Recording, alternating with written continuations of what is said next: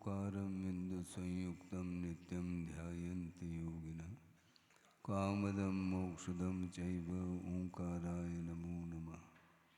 अविरलशब्दगणौघप्रक्षालितसकलभूतलकलङ्का मुनिविर्पार्षदतीर्था सरस्वतीरत्नोद्धृतम् अज्ञानतिमिरान्धानां ज्ञानाञ्जनशलाकया चक्षुरुन्मीलितं येन तस्मै श्रीगुरवे नमः। परम गुरुभ्यो नमः। परम्पराचार्यगुरुभ्यो नमः। सकलकलशविध्वंसकं श्रेयसां परिवर्धकं धर्मसम्बन्धकं भव्यजीवमनप्रतिबोधकारकमिदं शास्त्रं श्री कार्तिकेयानुप्रेक्षानामधेयम् अस्य मूलग्रन्थकर्तारः श्री सर्वज्ञदेवाः तदुत्तरग्रन्थकर्तारः श्री गणधरदेवाः प्रतिगणधरदेवाः येषां वचोनुसारमासाद्य श्रीमताचार्यप्रवर श्री कार्तिकेयदेवैर्विरचितं मङ्गलं भगवान् वीरो मङ्गलं गौतमो वने मङ्गलं कुन्दकुन्दाद्यो जैनधर्मोऽस्तु मङ्गलं सर्वमङ्गलमाङ्गल्यं सर्वकल्याणकारकं प्रधानं सर्वधर्माणां जैनं जयतु शासनम्। कोटिशतं द्वादशैव कोटो लक्षाणि श्रुतिस्त्रिकाणि चैव पञ्चाशदष्टौ च सहस्रसङ्ख्यमेतत् श्रुतं पञ्चपदं नमामि। अरहन्तभासयत्तं गणहरदेवे गन्त्यं सम्मं प्रणमामि भक्तियुक्तो सुदनानमो वयं शिरसा इच्छामि बन्ते सुधभक्तिकांसोपदसालोचे अंगो अंग पैनय पावणे परियम सुत्त पड़माण वोग पूगय चूलिया चेव सुत्तय थुदम कायम सैनिच कल मंचे में पूजे में वंदा में नमोम सा में दुख खो कम खो मोहिलाओ सुगय गमनम समाय मरणम जिनगुण संपत्ति होद मध्यम। अथ पौर्वाणिक स्वाध्याय वेलायाम श्रीमदाचार्य भक्ति कायु सर्गम करोमि।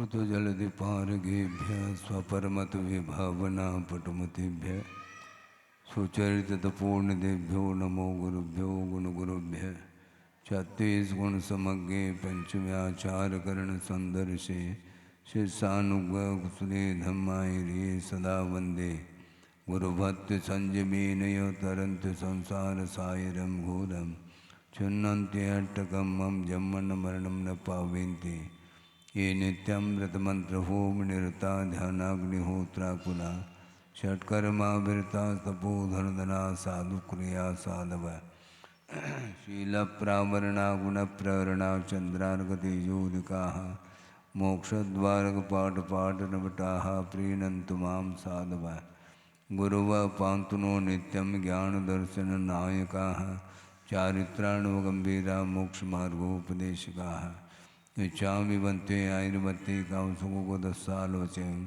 सम्मनान सम्मदंसन समतर्जुत्तान पंचम्याचाराणाम् आयुर्यानम् आयारादि सुंदरानुपदेश्यानं वज्झायानं तिरयन गुणपालयानं सौसानं सैनिचकलमंचे में पूजे में वंदा में नमं सामि दुःखखौ कमखौ भोइलाओ सुगय गमनम समाय मरणम जिनगुण संपत्ति होदमध्यम तिहुवनतुल्यं देवं वन्दिता तिहुवनन्दपरिपूज्यं वोचम् अनुपेहावो भवीयजनानन्दजननीवो।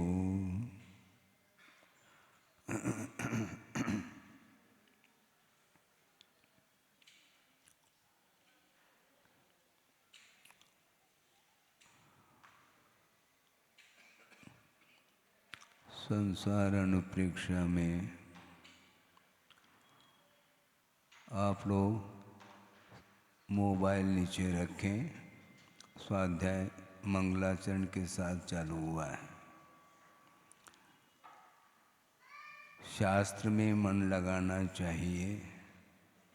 अन्य उपकरणों में जो मन लग रहा है उसमें केवल मनोरंजन के अलावा और कोई भी वस्तु उसमें दिखाई नहीं देता। और ये शास्त्र को एकाग्र हो करके सुनेंगे और पढ़ेंगे तो स्वाध्याय के माध्यम से कुछ आपको लाभ हो सकता है। सुन रहे हैं आप? हाँ सुने।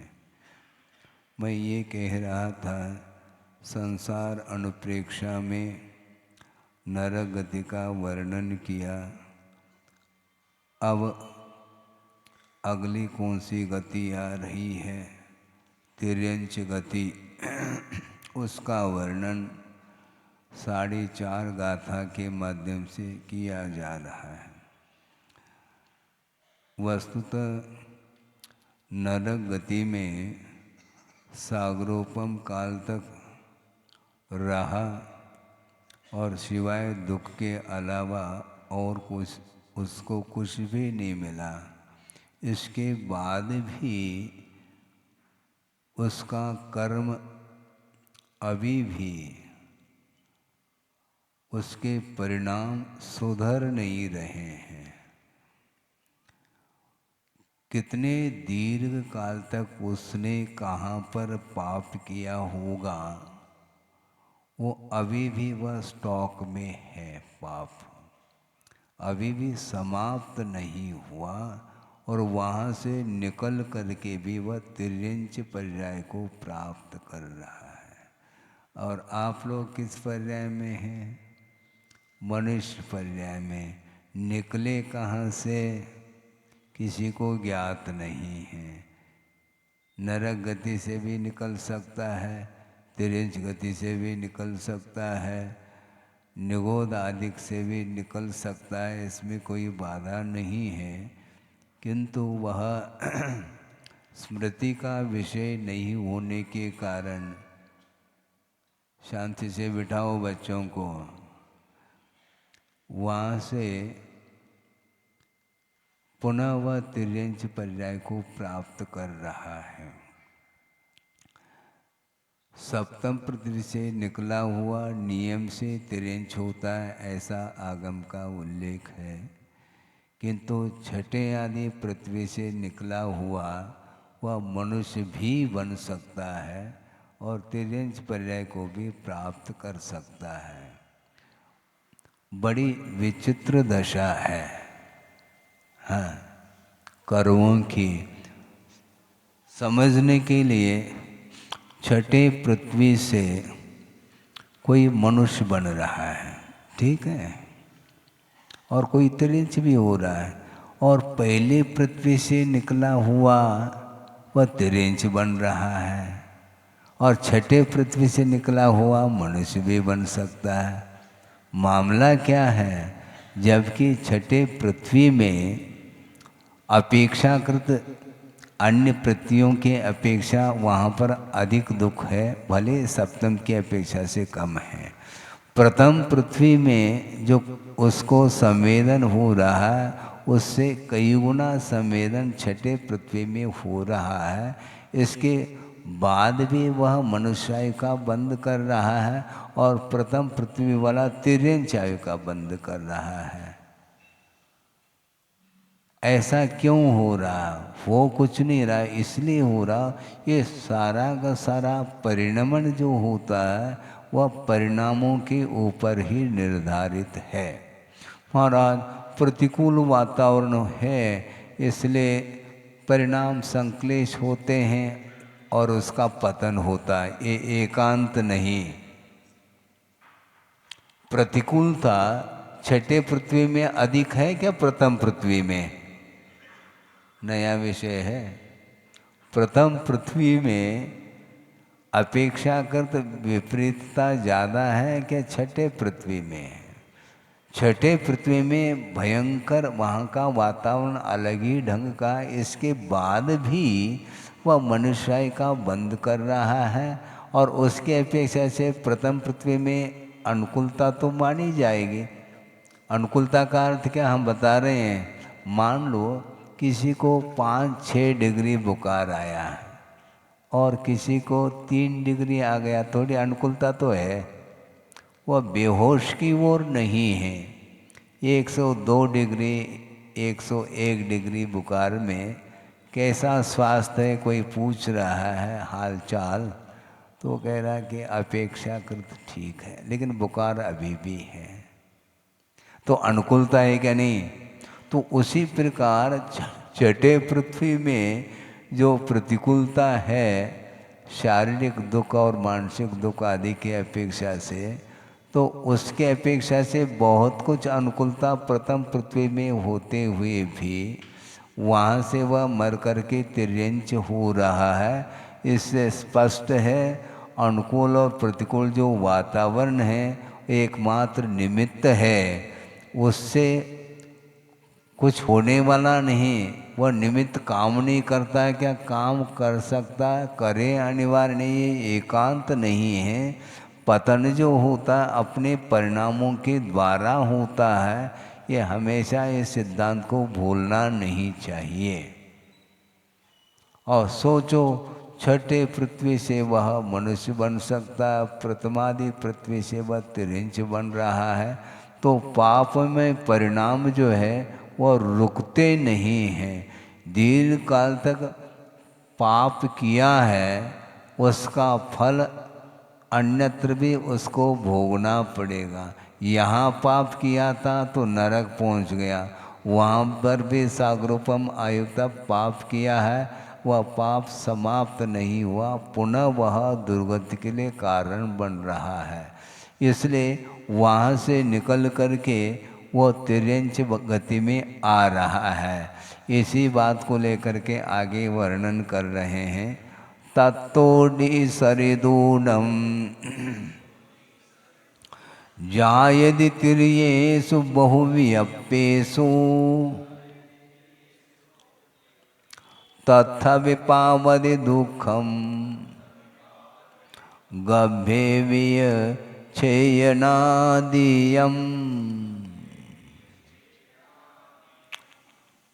तत्तोडि सरिदूनम का अर्थ उस नरक गति से निकला है, निकल करके अनेक प्रकार के तिर्यंचों में पैदा हो जाता है, और उसमें भी वह दुख को प्राप्त करता है। और तिर्यंच गति में 2 प्रकार का जन्म होता है, एक गर्भ जन्म होता है और अपि शब्द से टीकाकार ने समूर्छन जन्म में पैदा हुआ है। और इस प्रकार के गर्भ जन्म और समूर्छन जन्म रूप तिर्यंच पर्याय में छेदन आदि रूप व दुख का अनुभव करता अथवा उसको प्राप्त करता है। कारण से बचने के लिए आचार्यों ने कहा है, हम फल से बचना चाहते हैं, किंतु उस फल का जो कारण है उससे कोई भी बचना नहीं चाह रहा है। बड़ी विडंबना है। और कारण से न बचो और कार्य से बच सकोगे क्या। दुख का जो फल है वह बिना बंध के वह दुख का विपाक संभव नहीं है। बंद किया है किसने, मन के द्वारा ही बंद हो रहा है। जहाँ पर मन नहीं है वहाँ पर भी कर्म बंद की व्यवस्था चल रही है। अबुद्धिपूर्वक उसकी ज़्यादा हम चर्चा नहीं करना चाहते, क्योंकि विशिष्ट संक्लेश परिणाम के लिए मन की बड़ी आवश्यकता है, और उस मन के माध्यम से वह दुर्गति का बंद कर लेता है। कषाय दहनोद्दीप्तम विषयैर्व्याकुलीकृतम। कषाय दहनोद्दीप्तम विषयैर्व्याकुलीकृतम संचिनोति मनः कर्म जन्म संबंध सूचकम। कषाय रूपी अग्नि से जिसका मन उद्दीप्त है और विषयों से जिसका मन व्याकुलित है, आकुल व्याकुल है, ऐसा जो मन है वह कर्म का संचय करता है। कौन से कर्म का संचय? जन्म संबंध सूचकम, संसार को सूचित करने वाला, यानी संसार के लिए कारणभूत जो कर्म है उस कर्म का वह संचय करता है। कौन? मन। इसलिए थोड़ा मन को शांत रखो, ऐसा कहा जा रहा है। कषाय रूपी अग्नि से यदि वह उद्दीप्त है तो फिर जो है ना विशिष्ट स्थिति और अनुभव को लेकर के वह पाप कर्म का बंध करता है। कषाय को अग्नि की उपमा दी है, लेकिन ये ध्यान रखो मात्र क्रोधाग्नि ही नहीं, कषाय मात्र को उन्होंने, आचार्यों ने अग्नि की उपमा दी है। क्रोध को तो आप भयानक मानते हैं और मान को उसको भयानक नहीं मानते। मान की पुष्टि करता है संसारी प्राणी कदम कदम पर। मान का भी लोभ होता है, मान का भी भूखा रहता है। भरपेट भोजन मिलने के उपरांत भी मन की खुराक और चाहिए, मान सम्मान आदि। यह भी एक अग्नि है। बल्कि मैं ये समझता हूँ कि जो क्रोध की अग्नि है वह तृण की अग्नि के समान मैं मानना चाहता हूँ, क्योंकि उससे भी भयानक मान है। हाँ? भयानक है। मान हानि का दावा करने के लिए खड़ा है, वहाँ उससे क्या होना है? मान की हानि हो गई तो ठीक, हो जाने दो। क्या मरण हुआ है क्या मेरा? नहीं। श्रवण तो यही सोचता है, किसी ने कुछ बोल दिया, किसी ने कुछ तिरस्कार कर लिया तो करने दो उसको। उसके तिरस्कार करने से क्या है, शरीर में छेद हो रहे हैं क्या है? वो क्या रहा है? लेकिन महाराज इसका सहन करना बहुत कठिन है। शारीरिक दुख नहीं, किंतु ये मानसिक दुख है। और मानसिक दुख को भी सहन करने की क्षमता उसके अंदर आती है जो इंद्रियों के ऊपर विजय प्राप्त करता है।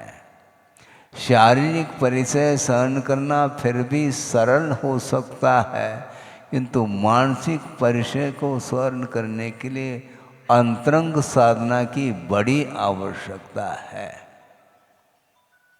हाँ, और उसके कारण वह वैर पकड़ सकता है, और वैर पकड़ करके वह भवांतर में जा कर के भी वह बदला लेने का भाव रखता है। यह मान की तासीर है, ये मान का कार्य इस प्रकार। इसलिए कषाय मात्र को पाप कहा है। और माया और आ गई, वो हमेशा टेढ़ी चाल से चलती है माया, उसकी चाल ही टेढ़ी है। माया की प्राप्ति माया के द्वारा होती है। माया का अर्थ धन और माया का अर्थ छल कपट। बिना छल कपट के, बिना वक्रता के वह माया अर्थात धन का संचय नहीं करता। इसलिए मायाचारी का जो आलम्बन लिया जाता है वह बिना लोभ के नहीं। सीधा सीधा हम धन का संचय नहीं कर पाएंगे, इसलिए टेढ़ी चाल से चलो। और उस चाल को कोई पकड़ नहीं पाता, उस जाल में आ जाता है। तो वह चंगुल में आ जाता तो उसके माध्यम से जिसको प्राप्त करना था वह प्राप्त कर जाता है।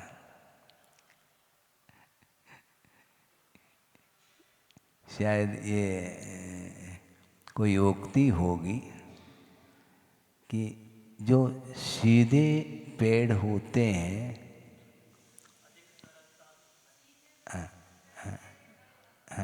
अब कोई भी हो उसका भाव मैं बताना चाह रहा हूँ। ये सीधे जो वृक्ष होते हैं वह कटते हैं महाराज, इसलिए टेढ़ा होना ठीक है, ऐसा कोई कह सकता है। ध्यान रखो, उसके आगे हम आपके सामने भाव रखना चाहते हैं। क्या?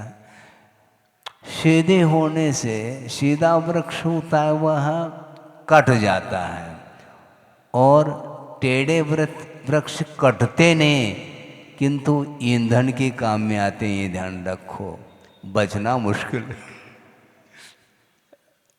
कम से कम जो सीधे वृक्ष है वह कट जाते हैं किंतु उसके द्वारा फर्नीचर बन सकता है, हाँ, उस पर आप बैठ सकते हैं। किंतु जो टेढ़ा वृक्ष होगा वह ईंधन के ही काम में आएगा, उसको जला देंगे। ध्यान रखो। टेढ़ा बनना चाहो क्या? सरल बनो।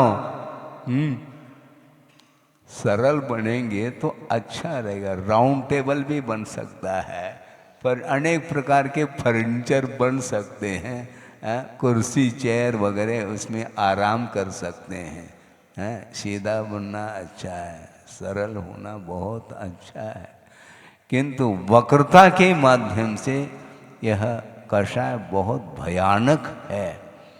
और वह वक्रता का आलम्बन जो लेता है उसके अंदर गृद्धता है, आसक्ति है। ये किन प्रकार से वह धन का संचय करना चाहता है, वह अनाचार अत्याचार इत्यादि के माध्यम से वह उसको हासिल कर रहा है, अर्जन कर रहा है। और जिसके अंदर लोभ की कणिका नहीं है उसके अंदर आर्जव धर्म आता है। ये ध्यान रखो। सरल था, सरल बनना सीखो, क्योंकि सरल बनेंगे तो कटेंगे नहीं। क्योंकि आर्जव धर्म की जो आराधना कर रहा है वह कट कैसा सकता है? खेल है क्या? आगम के ऊपर विश्वास तो रखो। क्षमा, मार्दव, आर्जव, शौच, ये चार धर्म होते हैं। ये क्रमशः एक एक कषाय के अभाव में उत्पन्न होते हैं, इसलिए टेढ़ा ठीक नहीं है।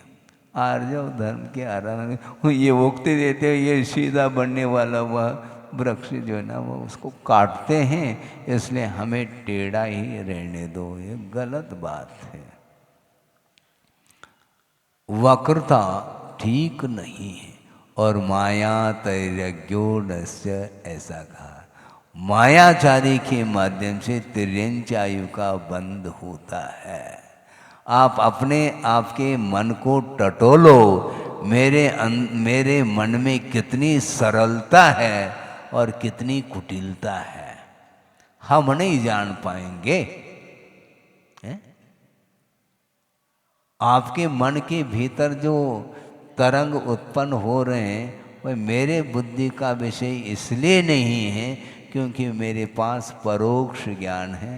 मन पर ज्ञान का वह विषय बन सकता है, लेकिन ये ध्यान रखो कभी भी मन पर ज्ञानी उस मन पर ज्ञान का उपयोग दूसरा कितने पानी में है इसको जानने के लिए उसका उपयोग कभी भी नहीं करेंगे, क्योंकि इसके माध्यम से होना क्या है? देखने की अपेक्षा से आगम के माध्यम से ही विश्वास हो जाता है। नहीं होता है क्या? कन्फर्मेशन करना चाहो क्या? अरे जनवाणी है, इसमें क्या कन्फर्मेशन करने की बात है? जगत के चिंतन करने से निश्चित रूप से भीति उत्पन्न होती है। क्यों? क्योंकि संसारी प्राणी टेढ़े चाल से चलता है, कभी भी वह उसके जाल में मैं आ सकता हूँ, इसलिए बचना चाहिए संसार से। संसार से बचने का अर्थ क्या? संसार में जो चलने वाले जीव है उनसे बचना। संसार और कोई वस्तु है ही नहीं। हाँ, अनेक प्रकार की अपेक्षा को लेकर के संसारी प्राणी चलता रहता है, किंतु उसके जाल में न आकर के उसके स्वभाव को जान करके उससे दूर रहना चाहिए, ऐसा कहा जा रहा है। हाँ, फिर महाराज उसका कल्याण आप नहीं कर पाओगे क्या? है जो टेढ़ा चल रहा है उसका कल्याण करने की भावना तो मेरे अंदर है, किंतु भावना मात्र भावना है। मेरी भावना से कुछ नहीं होगा, तेरी भावना से होगा। तेरे अंदर बिल्कुल जो है ना वह भाव ही नहीं है। आत्म कल्याण करने की भावना तुम्हारे अंदर यदि नहीं है तो मेरी भावना से क्या होगा?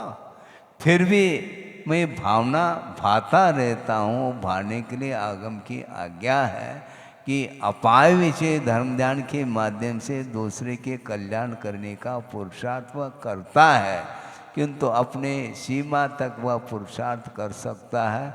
उसके अंदर यदि भावना नहीं है तो आचार्य कहते हैं अपना कर्तव्य करो, आगे बढ़ो। हमें किसी को कुछ कहना नहीं, कहना है तो उपदेश के रूप में कहो।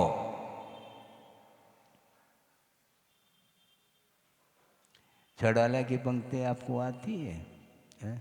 छड़ाला तो पूरा कंठस्थ है महाराज। आज इस प्रसंग के अनुरूप बोलो ना, फिर क्या बोलते हैं आप? अरे वो तो सब ठीक है, हम किसी को कुछ कहना नहीं चाहेंगे। सुनो, वो है ही नहीं, वो आएगा भी नहीं है। हमें याद आ जाए तो बड़ी बात है।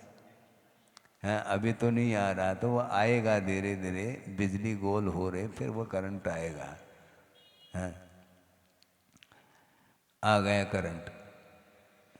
बिन जाने ते दोष गुणन को कैसे तजिए गहिए, कहिए नहीं। हमें किसी को कुछ कहना नहीं है। गुणों का ज्ञान और दोषों का ज्ञान करके गुणों को ग्रहण करना है और दोषों से बच करके निकलना है संसार से। हम किसी को कुछ कहेंगे तो उसको और बुरा लगेगा। उसको बुरा नहीं लगता, बुरा लगता है। इसलिए किसी को कुछ कहना नहीं। आगमकार यही कह रहे हैं और गुरुदेव यही कह रहे हैं, हमेशा अलर्ट रहो, क्योंकि संसार में चल रहे हो। संसार में अनेक प्रकार के भाव को लिए हुए जीव चलते हैं, उसमें किसी को कुछ कहना नहीं। फिर क्या करना? जानना, ज्ञाता दृष्टा बने रहो, जानो और आगे बढ़ो। चोर को चोर मत कहो, ये कहा। तो महाराज वो चोरी करना कैसे छोड़ेगा? भारी समस्या खड़ी हो गई। तुम चोरी करना छोड़ दो तो तुम्हारे प्रभाव से वह चोरी करना छोड़ सकता है, कहने मात्र से नहीं छोड़ेगा वो, ये ध्यान रखो। कहने का धर्म रहा नहीं, क्योंकि अवसर्पिणी है और उसमें भी हुंडावसर्पिणी है और पंचम काल कलिकाल चल रहा है। कर्तव्य करो, आगे बढ़ो। कोई सुनना चाहे तो उसको सुनाया जा सकता है, किंतु सामने वाला सुनाना चाहता है, उससे बचो। हमें सुनना नहीं, क्योंकि गुरुदेव ने बहुत सुनाया मुझे, हमें पर्याप्त है। हमें कोई आवश्यकता नहीं। जब आवश्यकता हो जाए तो आपकी बात भी सुनी जा सकती है। बहुत कठिन है ये। इसलिए दोष और गुण का परिज्ञान करके किसी को कुछ कहे बिना आगे बढ़ना। गुण है तो गुण शुभ प्रमोदम, गुण नहीं दोष है तो रास्ता अपना लो, दूरतः, पास में नहीं जाना क्योंकि वह करंट है, उससे बचना है। पास चले जाएंगे वह करंट पकड़ लेगी, दूर से।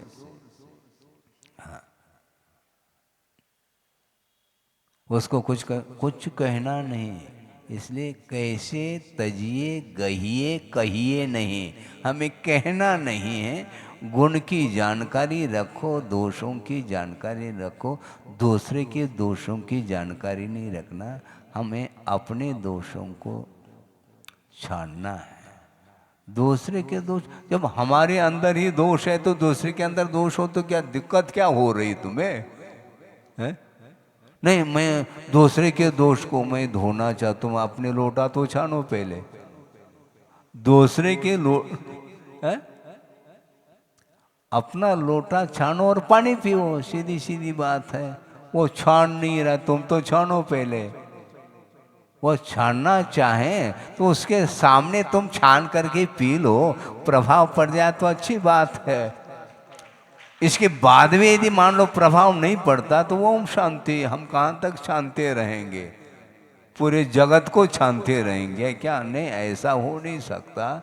जिसके अंदर यदि उपादान है, योग्यता है, रुचि है, तो उसके लिए कुछ दिया जा सकता है, उसके अलावा कुछ नहीं किया जा सकता। इसीलिए वक्रता से बचना चाहिए। क्रोध को हम कषाय मानते हैं, मान माया लोभ को हम कषाय के रूप में देख ही नहीं पा रहे हैं। मान की पुष्टि क्यों करते हो? उससे क्या मिल रहा है? पेट भर रहा है क्या? है? भूख लगी है तो ठीक है, थाली मत परसो भैया, उसकी प्रशंसा करते रहो दिन रात, पेट भर जाएगा उसका। वो परेशान हो जाएगा, ये क्या हो गया, हमारी प्रशंसा तो की जा रही है किंतु भूख मिट नहीं रहा है। तो तुमने तो कहा था प्रशंसा करो, हम कर रहे हैं। तब समझ में आएगा उसको। ठीक नहीं, वस्तुतः ये दुर्गति का जो बंध होता है वह सम्यक दृष्टि नहीं कर सकता, ये ध्यान रखो। जिस प्रकार नरकायु का बंध मात्र प्रथम गुणस्थान में ही होगा, यदि होगा तो, उसी प्रकार तिर्यंचायु का जो बंध होता है, तिर्यंच गति का जो बंध होता है, उसके लिए मात्र दो ही गुणस्थान हैं, एक प्रथम गुणस्थान और द्वितीय गुणस्थान। सम्यक दृष्टि कभी भी तिर्यंच आयु का, तिर्यंच गति का बंद कर नहीं सकता, ये सिद्धांत है। और तिर्यंच आयु या तिर्यंच गति का बंद करता है तो वह मायाचारी के कारण करता है, और जो मायाचारी कर रहा है उसके लिए हमें कुछ नहीं कहना, क्योंकि आगम तो कह रहा है। आगम के माध्यम से हमें ज्ञात करना, हमें किसी को कुछ कहना नहीं। महाराज हमारा क्या होगा, तो आगम के अनुरूप होगा।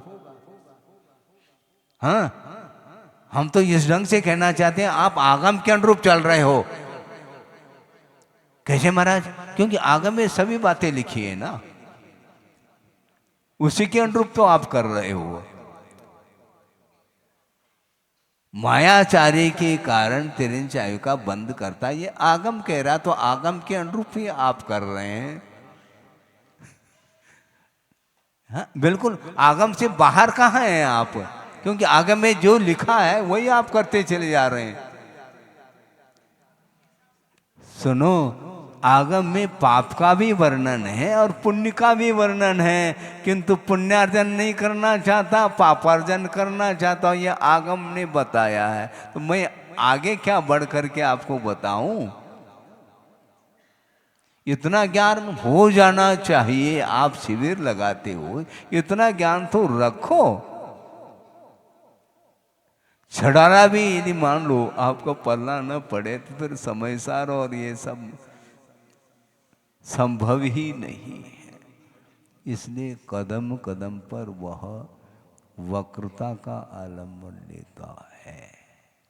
तिर्यंच आयु तिर्यंच गति का बंध अनंतान मुंदी कषाय के निमित्त से ही संभव है, कहा है। ये नहीं कहना चाह रहे हम कि अनंतान मंदी के उदय में नियम से तिर्यंच आयु का बंध होगा, किंतु जब कभी भी तिर्यंच आयु का बंध होगा तो अनंतानंदी कषाय के निमित्त से ही होगा, ये आगम वाक्य है। अब क्या कर लो, अपने आप को हम सम्यक दृष्टि घोषित करें और अत्यासक्ति के भाव रखते हुए यदि मान लो मायाचार का आलम्बन लेते हैं तो फिर हम ज़्यादा कुछ नहीं कहना चाहेंगे, क्योंकि कहने से बहुत जल्दी शॉर्ट सर्किट हो जाता है। कहना नहीं अपन को, हाँ बहुत कठिन है, बहुत जल्दी जो है ना वह उद्दीप्त हो जाती वह कषाय, इसलिए कहो नहीं सहो कहा है। महाराज फिर दूसरे का आप कुछ हित नहीं करना चाहते हैं क्या भैया? हित करने के लिए तो बैठा हूँ मैं, लेकिन हित करने स्वहितम उपलिप्सु कहा, अपना आप हित करने की आपकी अंदर यदि उत्कंठा नहीं है तो मैं कैसे कर सकता हूँ, क्योंकि मैं उदासीन हूँ, मैं कर नहीं सकता। यदि करता तो सबका कल्याण एक ही दिन में हो जाता, मेरे द्वारा क्यों, भगवान के द्वारा हो जाता। जब उनके द्वारा ही नहीं हो पाया तो मेरे द्वारा कैसे संभव है? तो फिर क्या करेंगे महाराज, हम कर्तव्य करेंगे। आगम की और गुरु की आज्ञा है कि बस अपना कर्तव्य करते चले जाओ, जिसको भूख होगी, जिसको रुचि होगी, है वह ग्रहण कर लेगा, नहीं तो नहीं। हमें तो घाटा नहीं, क्योंकि हम केवल कर्तव्य कर रहे हैं, दूसरे के हित की भावना हम रख रहे हैं, इसलिए उसके माध्यम से हमें पुण्य का ही संचय होगा। और सामने वाला ग्रहण नहीं कर रहा है और उसको अनादर की दृष्टि से देख रहा है, कुछ कर रहा है, तो उसका वो मेरा क्या उसमें हाथ, कुछ भी नहीं। इसलिए कषाय दहनोद्दीप्तम विषयेर व्याकुलीकृतम, पंचेंद्रिय के विषयों से जिसका मन निरंतर व्याकुलित है वह कभी भी पुण्य का संचय नहीं कर सकता। ये इससे बढ़कर के और कौन सा सरल व्याख्यान जो आगमकारों ने किया है। इसके बाद भी यदि श्रद्धान नहीं होता है तो हम क्या कर सकते हैं? हम कर क्या सकते हैं? इसीलिए गुणी को देकर के मन प्रफुल्लित होता है स्वाभाविक रूप से, किंतु जिसके अंदर गुण नहीं है उसके कल्याण की भावना की जा सकती है, करना चाहिए। किंतु जो विपरीत ही चलना चाहता है और चल रहा है उसके प्रति माध्यस्थ भाव रखने के लिए कहा, क्योंकि वह माध्यस्थ भाव का ही पात्र है। क्योंकि चार ही तो पात्र है, पांचवा कौन सा पात्र है? चार पात्र हैं। गुणी उसके प्रति प्रमोद भाव, जो दुखी है उसके प्रति कारुण्य भाव, प्राणी मात्र के प्रति मैत्री भाव, और जो विपरीत वृत्ति वाला है अपने स्वभाव को छोड़ना नहीं चाहता तो उसके अंदर बहुत कषाय चरम सीमा तक पहुंच रही है। उसके प्रति माध्यस्थ भाव रखना, उस माध्यस्थ भाव के माध्यम से ही उसका कल्याण हो सकता है। माध्यस्थ भाव का अर्थ द्वेष भाव नहीं, क्या माध्यस्थ भाव का अर्थ द्वेष भाव नहीं, समर्थन नहीं, बस माध्यस्थ का अर्थ समर्थन नहीं, विरोध नहीं। हमारा गुरुदेव ने हाई को दिया, पढ़ा आपने, असमर्थन विरोध सा लगता है, विरोध नहीं। हम आपका समर्थन नहीं करना चाहते, हम आपका विरोध थोड़ी कर रहे हैं। हम संसार का विरोध नहीं करते, समर्थन नहीं करेंगे, हम ये ध्यान रखो। हम संसार का क्यों समर्थन करें? क्योंकि पाप का क्यों समर्थन करें हम? विरोध किसी बात को लेकर के नहीं, समर्थन नहीं। कल परसों भी हमने बात कही थी कि वस्तुतः हम हे को हे के रूप में जानते हैं, उसके प्रति द्वेष नहीं रखेंगे। हे और द्वेष, इन दोनों में अंतर। हे का अर्थ अनुपयोगी, मेरे लिए उपयोगी नहीं, इसलिए उसको छोड़ रहा हूं। छोड़ने योग्य जो पदार्थ है उसको हे कहा। क्या छोड़ने योग्य है? 5 पाप छोड़ने योग्य है, इसलिए उसके प्रति हे भाव है। उसके उपरांत भी उसके प्रति हमारा द्वेष नहीं, क्योंकि राग भी नहीं। जहां राग है वहां द्वेष हो सकता है, होता है। हाँ, जब हमारा राग ही नहीं आपके प्रति, तो हमारा द्वेष कैसा हो सकता है? दोनों से ऊपर उठता है वीतरागी। ये चलन में है, ये वीतरागी संत वीत द्वेषी नहीं है क्या? वो उपलक्षण है, वह वीत द्वेषी, किसी के प्रति वह द्वेष नहीं रखता। और द्वेष रखेंगे तो पुनः कर्म का बंध होगा। इसलिए हम माध्यस्थ भाव रखते हैं। पाप का मन से, वचन से, काय से, कृतकारित अनुमोदन से हम समर्थन नहीं करना चाहेंगे। यदि पाप का समर्थन करेंगे फिर दुर्गति मिलेगी और टल नहीं सकेगी। जो विपरीत चलता है उसके प्रति द्वेष नहीं, किंतु उसका समर्थन, उसकी अनुमति, अनुमोदना, ये नहीं होगा। विरोध भी नहीं करना हमें, क्योंकि क्यों विरोध नहीं क्यों करते? विरोध क्यों नहीं करते? विरोधी हिंसा का त्याग है ना। हाँ, जो विरोधी हिंसा का त्याग है, मैं आपका विरोध कैसा कर सकता हूं, किंतु समर्थन नहीं करूंगा, प्रशंसा कतई संभव नहीं है। और जो भयभीत रहता है तो भय के वशभूत हो करके, आशा के वशभूत हो करके, स्नेह के वशभूत हो करके संबंध जोड़ता ही चला जाता है। विपरीत व्यक्ति के साथ जिसका संबंध है, इससे स्पष्ट है उससे कुछ न कुछ वह प्राप्त करना चाह रहा है। इसलिए नहीं माध्यस्थ भावम विपरीत। और यहाँ तक पूज्यपाद स्वामी कहना चाहते हैं, ये जो 4 प्रकार के भाव हैं, इनके माध्यम से 5 व्रतों की परिपूर्णता होती है, ऐसा कहा। अहिंसा, सत्य, अचौर्य, ब्रह्मचर्य और अपरिग्रह रूप जो 5 व्रत हैं, इनकी परिपूर्णता इन 4 प्रकार के भावों के द्वारा होती है, ऐसा पूज्यपाद स्वामी कह रहे हैं। आप उठा करके देख तो लो। देखा आपने? देखो एक आध बार, पढ़ा तो कई बार होगा आपने।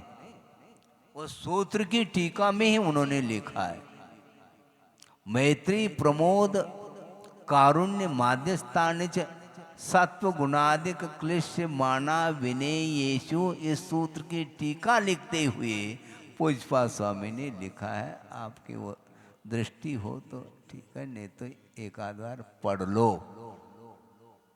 5 व्रतों की परिपूर्णता इन्हीं 4 भावों के माध्यम से संभव है।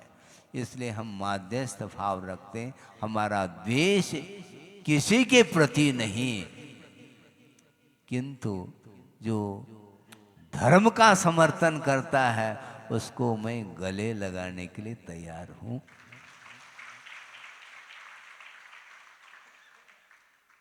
गले लगाने का अर्थ क्या है? प्रमोद भाव, धर्मानुराग इसी को बोलते हैं। जो धर्म की आराधना अपनी शक्ति के अनुरूप कर रहा है तो वह धर्म का समर्थक है, तो उसका मैं समर्थन नहीं करूं तो किसका करूं? समझ में आ रहा है कि नहीं? इसी को बोलते हैं मोटिवेट। मोटिवेट का अर्थ क्या होता है? खाली प्रशंसा नहीं, किंतु समर्थन धर्म का किया जा रहा है। आप धर्म की उपासना कर रहे हो तो निश्चित रूप से उसका मैं समर्थन करूँगा। और जो धर्म की उपासना न करके वह, अब क्या किन शब्दों में कहें, धर्म की उपासना करना नहीं चाहता, उसकी ओर रुचि नहीं है, तो हम उसके लिए क्या कह सकते हैं? कुछ नहीं, माध्यस्थ उसके प्रति, उसके निंदा परोक्ष में भी नहीं करेंगे। सामने तो करना ही नहीं है हमें, परोक्ष में भी पापी की निंदा नहीं करेंगे, ना पाप का समर्थन करेंगे। सुन रहे हैं कि नहीं? पापी की निंदा न हम प्रत्यक्ष करेंगे ना परोक्ष में, और उसका समर्थन भी नहीं करेंगे ना प्रत्यक्ष में ना परोक्ष में। इसी का नाम माध्यस्थ है, तटस्थ है। तटस्थ का अर्थ क्या होता है? हम अपने तट को छोड़ करके दूसरे तट तक नहीं जाएंगे, क्योंकि दो तट हैं संसार के, दो तट हैं, एक तो पुण्य और एक पाप। पाप के तट तक हम नहीं जाना चाहेंगे, हम तटस्थ हैं। तटे तिष्ठति इति तटस्थः, जो तट में ठहरा हुआ है, दूसरे के तट तक नहीं जाना चाहता, क्योंकि भवदधि तट तक हमें जाना है। और ले चलो करुणा कर राज, ऐसा गुरुदेव कह रहे हैं। तो हमें करना क्या है? कुछ नहीं करना। पापमय परिणामों से जो अपने आप को ऊपर उठाने का प्रयास कर रहा है, उसके माध्यम से ही वह संसार को पार कर सकता है। भव समुद्र से पार अपने आप को ले जाना चाहो तो निश्चित रूप से पाप का साथ नहीं दो। महाराज फिर तो हम दुकान तो खोल रखा है, इसमें पाप तो हो रहा है? पाप हो रहा है, पाप करो नहीं। सम्यक दृष्टि पाप करता नहीं। आजीविका की दृष्टि से उसके द्वारा पाप हो सकता है, करना नहीं पाप, किंतु आवश्यक है धन का, तो जितना आवश्यक है उतना आप उसका अर्जन करके उसमें जो कुछ भी पाप हुआ है उसको धोने के लिए क्या दान, आदान बहुत कर लिया, अब दान तो करो। आदान का अर्थ ग्रहण है। बंडल के बंडल आ रहे हैं तो एक आध बंडल तो चढ़ाओ प्रभु के चरणों में है। एक तो कम से कम चढ़ाओ, चार ले लो कोई बाधा नहीं, एक तो चढ़ाओ। उसके माध्यम से ही पाप धुलने वाला है। आपको आवश्यक है इसलिए कोई बाधा नहीं, लेकिन उसके माध्यम से जो पाप का अर्जन हुआ है उसको धोने के लिए ये धर्म का सहारा लिया जाता और लेना चाहिए। और इस प्रकार के आयतनों के निर्माण करके, आयतन का अर्थ क्या होता है? जिसका आश्रय लिया जाता है भव समुद्र से पार होने के लिए, उसको आयतन बोलते हैं, अनायतन नहीं। अनायतनों की उपासना संसारी प्राणी ने अतीत में अनंत काल की है। अब अनायतनों की हमें उपासना नहीं करनी, किंतु आयतन, पंच परमेष्टि, देव गुरु शास्त्र, वीतराग धर्म, ये शरण लेने योग्य, ये हमारे लिए आयतन है। और इन आयतनों का निर्माण करना चाहो, बड़े बड़े विशाल जनालय और जनबिंब को स्थापित करने की भावना आपके अंदर आ गई, निश्चित रूप से प्रमोद भाव हमारा उमड़ेगा। पक्की बात है। इससे और क्या चाहो आप? इसमें मोटिवेट नहीं हो रहे हैं आप, बहुत मोटे हो रहे हैं। इससे ज्यादा क्या आवश्यक हमें? क्योंकि धर्म का ही तो समर्थन किया जा रहा, आपका मैं समर्थन कर रहा हूं, किंतु पाप का नहीं, ये ध्यान रखो। हम पुण्य का समर्थन कर रहे हैं, और पुण्य को ही आचार्यों ने विशेष रूप से धर्म की संज्ञा दी है। क्योंकि पुण्य के माध्यम से ही आत्मा पवित्रता का अनुभव करती है। इसलिए पुण्यान बंदी पुण्य के संचय करने के लिए जो निरंतर तत्पर है, उसका कल्याण होने वाला है। केवल मेरे कहने से कल्याण नहीं होता, किंतु उस ओर आपकी रुचि है, इसलिए कर्तव्य करने से उसमें सफलता भी मिलती है। हाँ, आपको सफलता मिलेगी क्योंकि आपकी रुचि है इसलिए, और जिसकी रुचि नहीं तो उसके प्रति भी हमारा द्वेष नहीं। ये बहुत अच्छा विषय है कि द्वेष नहीं करना। हे और द्वेष में बहुत बड़ा अंतर है। हे का अर्थ हमारे लिए उपयोगी नहीं, ये छोड़ने योग्य है, ग्रहण करने योग्य नहीं। महाराज हमारी ओर आप देखते ही नहीं हैं, आवश्यकता हो तो देख लेंगे, हमें आवश्यकता नहीं है ना। आवश्यकता भगवान की है, इसलिए हम 2 बार वंदना के लिए चले जाते हैं, बल्कि 3 बार वंदना होती है। सुबह शाम और आहार चर्या के लिए उठते हैं, उस समय भी 3 बार भगवान को हम निहारते हैं, और परोक्ष में भी निरंतर भगवान का हम दर्शन करते रहते हैं। हमारी आंखें खुली रहती है। महाराज थोड़े बहुत हमारी ओर भी देखो। आपकी ओर क्यों देखें? आप धर्म की ओर देखो, आपकी ओर मैं देखूंगा। और आप धर्म से पीठ फेरोगे तो हम पीठ तो नहीं फेरेंगे, किंतु आंख को बंद करेंगे। की बात है, क्योंकि दृष्टि नासा पे धरे। जब भगवानी नासा पर वह उनकी आंखें टिकी हैं, तो हम क्यों दूसरे को देखें? दूसरे को देखें तो प्रमोद भाव के साथ देखें, नहीं है तो माध्यस्थ भाव के माध्यम से हमारा काम चलता। बहुत अच्छी बात कही है मार्की की बात।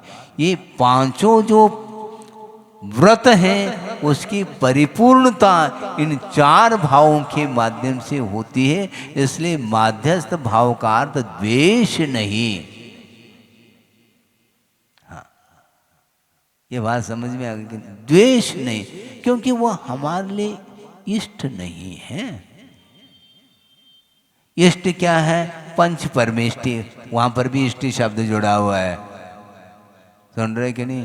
पंच परमेष्टि, परम इष्ट है वो, बाकी इष्ट नहीं है, अनिष्ट है ऐसा हम कहना नहीं चाहेंगे, क्योंकि उसमें द्वेष आ सकता है। लेकिन बचेंगे जरूर है, क्योंकि इष्ट की सिद्धि में हमें अनिष्ट से बचना ही तो है, और बचना दुष्टता नहीं, ये कहा है गुरुदेव ने। इसलिए आपको हम नहीं देख रहे हैं, इसका अर्थ हम आपसे नाराज हैं, ये समझना गलत है। एक आपका अनुमान है ये, और अनुमान लगभग गलत निकलता है। अनुमान में पॉसिबिलिटी है, संभावना है, डेफिनेट कुछ भी नहीं उसमें। आपने सोच लिया, आपको मन पर ज्ञान तो नहीं हुआ, फिर कहा क्यों आपने महाराज नाराज हैं हमसे? क्यों? हम देख नहीं रहे हैं, मतलब आपको देखेंगे तो आपसे राजी, और नहीं देखेंगे तो नाराजी। ऐसा है क्या? ऐसा कुछ भी नहीं। बहुत कठिन है ये। हमेशा संसारी प्राणी अपने अनुरूप ही अर्थ निकालता है, उसकी आदत है, उसकी प्रकृति है। इसलिए उसकी प्रकृति मान करके हम साइड से निकल जाते हैं, क्योंकि गुणों को देख करके गला लगाओ, और गुण नहीं है तो हमें प्रयोजन नहीं है, क्योंकि उससे बचने के लिए कहा है। आगमकारों ने कहा तो हम बच रहे हैं, हम दोष थोड़ी कर रहे हैं। बिल्कुल बचो, 9:30 बज गया है, इसलिए स्वाध्याय से नहीं बचना। हाँ, स्वाध्याय तो हो गया 1 घंटा, तो बहुत ये एक एक गाथा को आपको निरंतर चिंतन मनन करना चाहिए, और उसके माध्यम से ही दूसरे को दोष नहीं देते हुए अपने किए हुए जो दोष हैं उनका परिमार्जन करने के लिए निरंतर हम पुरुषार्थ करेंगे, तो निश्चित रूप से आत्मा का हित हो सकता है। हो इस पवित्र भावना के साथ बोधि समाधि परिणाम शुद्धि स्वात्मोपलब्धि शिव शोक शुद्धि चिंतामणिम चिंतित वस्तुदाने त्वामंद मानस्य ममास्तुति। परम पूज्य आचार्य गुरुवर श्री विद्यासागर जी मुनि महाराज की जय।